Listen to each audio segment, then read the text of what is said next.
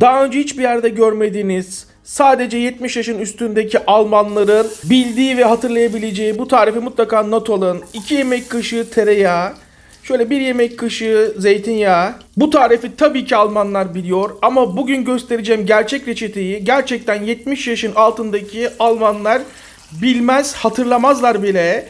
2 tane patates haşlamak için arka ocağa bırakıyorum. Bugün sosu Alman kahvaltısı için kullanıyorum. İlk defa göreceğiniz. Ama bunu et yemekleri yanında, tavuk yemekleri yanında kullanabilirsiniz. 600 metre suya ihtiyacımız var. Kıvamı beraber bulacağız. Bizim kanalı takip eden Ayvalık, Muğla, Bodrum, Antalya restoranlar, balık restoranları, balın yanında da çok iyi gider bu tarif. Et sosunu mutlaka not alın, kullanın. 2 yemek kaşığı dolu dolu un, aynı beşamel yapar gibi kavurarak işe başlıyorum, tarife başlıyorum. Dikkat! İyice kavurduktan sonra soya sosu, 2 yemek kaşığı soya sosu, tekrar karıştırıyorum. Burada hızlı hızlı geçiyorum. Sürelere dikkat edin. Esasında burada bir 5 dakika daha soya sosuyla kavuruyorum. Daha sonra yoğurt, ev yapımı yoğurt kullanıyorum. Şöyle 2 yemek kaşığı yoğurt ve tekrar kavurmaya devam ediyorum. Süreye dikkat edin. En az 5 dakika kavuruyorum. Siz hızlı şekilde görüyorsunuz. Kafanız karışmasın. Daha sonra suyu eklemeye başlıyorum. Burada toplam 3 su bardağı su var oda sıcaklığında. Bir su bardağı ekliyorum ve karıştırmaya başlıyorum.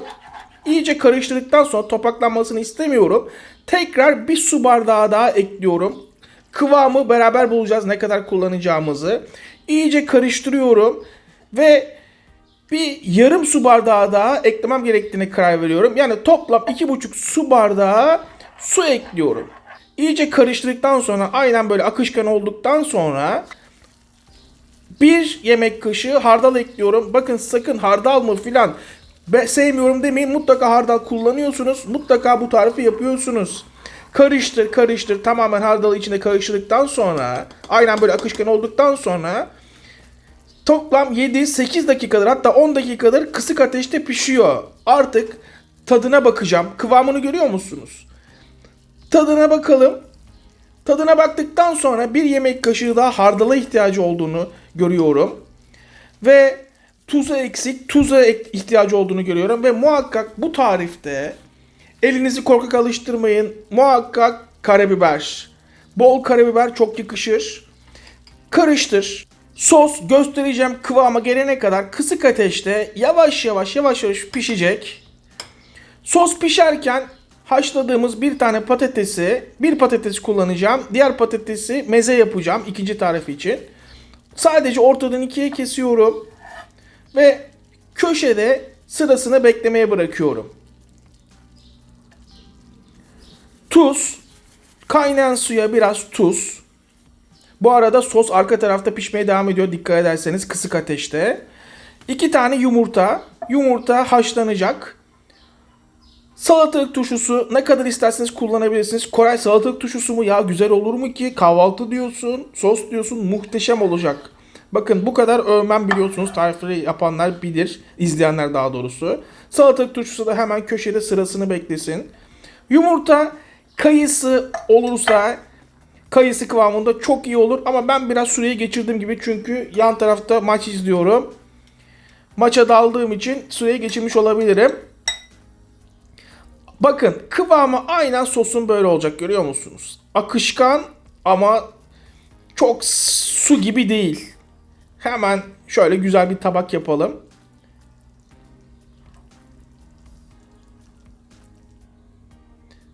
Patatesleri hemen sosun içine. Burası nasıl kokuyor biliyor musunuz? Tadına bakınca inanamayacaksınız bu sosu sizin yaptığınıza. Yumurtalar. 1 yumurta kullanacağım. Kabıma göre bir tane yeteceğine karar verdim. Ortadan 2'ye kesiyorum. Kayısı olmadığını görüyorum. Siz kayısı şeklinde pişirirseniz kıvamında çok daha iyi olur. Hemen turşu takviyesi. Turşunun bu tarife bu kadar yakıştığına inanamayacaksınız. Maydanoz hem görüntü hem de lezzet verir. Turşu takviyesine devam ediyorum. Ve Karabiber. Karabiber bu tarafa çok yakışıyor. Pul biber. Hem görüntü hem lezzet açısından. Nasıl gözüküyor? Burası muhteşem kokuyor. İlk defa deneyecek olanlar, ya Koray şüphelerim var filan demeyin sakın, mutlaka deneyin. Et yemekleri, tavuk yemekleri yanında inanılmaz yakışır. Şimdi şunun bir tadına bakalım, ne dersiniz? Izgara etler, ızgara tavuklar, balık yanına bu sosu kaçırmayın. Ama tek başına ekmek batırıp da yiyebilirsiniz bir de. Nasıl olmuş biliyor musunuz? Şimdi bir de yumurtalı tadına bakalım şunun. Her lokmada değişik bir hisse kapılacaksınız. Nasıl lezzetli biliyor musunuz? Nasıl lezzetli. Patatese bu kadar yakışır mı diyeceksiniz. Açın ağzınızı. Bir şöyle patatesi tadına bakın bakalım. Şimdi esas yeme şeklini gösteriyorum. Biraz patates. Yumurtanın üstüne biraz sos takviyesi. Üstüne patates çalışması ve turşuyla bir ekşimsi tat elde ediyoruz. Ve tadına bakıyoruz. Açın ağzınızı. İnanılmaz lezzetli. Mutlaka bu tarifi deneyin. Mutlaka hastası olacaksınız. İşleri sahipleri bu kıyamı unutmayın. Evet. İkinci tarife geçelim. Bir soğan. Soğanı ortadan ikiye kesiyorum. İnanılmaz pratik, hızlı ve lezzetli bir meze yapıyoruz. İster rakının yanında, ister beş çayının yanında, siz bilirsiniz. Yarım soğanı ince ince kesiyorum. Hatta biraz daha inceltelim. Biraz daha inceltelim. Tuz. Tuzlayalım. Tuzladıktan sonra iyice ovarak acısını çıkartıyorum. Siz kısa görüyorsunuz ama en az 5 dakikadır yoğuruyorum. Bütün acısını çıkardım soğanın. Lezzet ufak detaya saklı. Unutmayın. Hemen soğanı şöyle alalım. Birebir yaparsanız muhteşem 2 tane meze yiyeceksiniz. Üstüne hemen zeytinyağı. Soğan zeytinyağında yumuşasın, rahatlasın, lezzetlensin. Bu arada hemen patates. Bir patates yeterli olacak. Bir patates 2 meze için yeterli olacak. Esasında görüntü aynı gibi diyebilirsiniz ama tadı tamamen değişik olacak. Ortadan ikiye kesiyorum. Buradaki önemli olan bütün parçaların aynı boyda olması benim için çok önemli. Buna dikkat edelim lütfen. Ve patatesleri küp küp kesiyorum. Küp küp kestikten sonra hemen kabın içine taze soğan. Taze soğanın sadece dip bölümünü kullanacağım. Sert olan tarafını ince ince kesiyorum. Birebir yapın tarifi. Aynen benim gibi siz de sadece uç tarafını kullanın. Soğanlar da hemen oyunun içine. Bir tutam maydanoz. Bu arada bir dipnot, bir hatırlatma. İktisat bilimine göre bir mala ederinden fazla değer verirseniz kazıklanırsınız. Malın konuşuyor, biliyor olması bu durumu değiştirmez. İnce ince kestikten sonra maydanozu şöyle biraz ayırıyorum. Balzamik sirke ile soğanı lezzetlendiriyorum. Herkesin altın aradığı yerde siz kürek satın. Bu tavsiyemi de unutmayın. İyice lezzetlendiriyorum. 5 dakika sonra hayatta olacağımızın garantisi yok. Bugüne kadar kırdığınız kişileri arayın ve tekrar küfredin. Şu kolayca açalım. Ton balığı kullanacağım. Esasında bu mezenin orijinalinde uskumru kullanılır. Füme uskumru. Hatta geçen gün Vedat Minör bu mezeyi paylaştı. Gözüme çarptı. Fakat eksikleri vardı mezenin. Farkına varamadı. Ve ayrıca Vedat Minör'ün Fenerbahçe şikeci dediği mesaj da gözüme çarptı. Buradan kendisini iyi şekilde ben bir Fenerbahçe olarak uyarayım. Fenerbahçe ile Galatasaray kardeş takımdır. Türk takımıdır. Onlar barışır. Arada sen kaynarsın. Hiç bu toplara girme. Ton balığının yarısını kullandım ve üstüne biraz zeytinyağı, tuz, baharatlara geçiyorum. Akıllı olması lazım. Ondan bunları beklemiyoruz yani. Sevdiğimiz bir abimiz esasında. Karabiber, pul biber hiç bu toplara girmesin.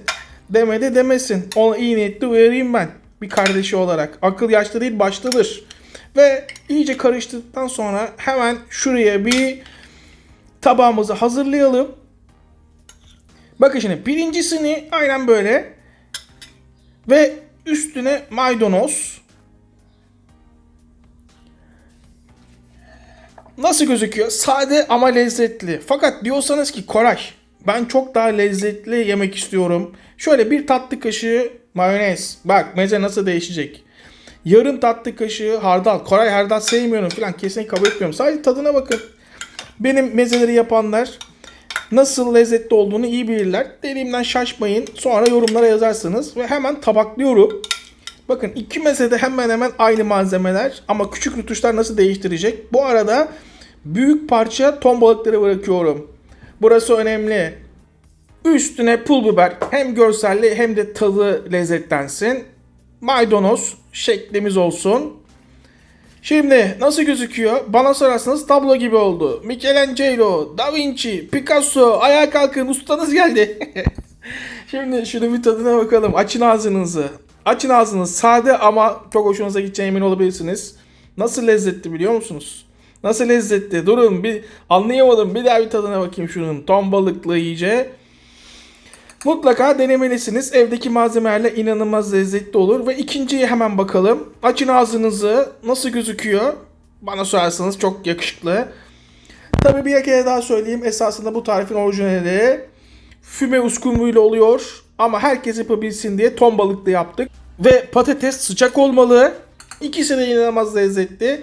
İzleyip abone olmayan vicdansızlar sizi unuttum zannetmeyin. Vedat Minör gözüm üstünde. Hepimizin eline sağlık. Tekrardan herkese selamlar. Afiyet olsun.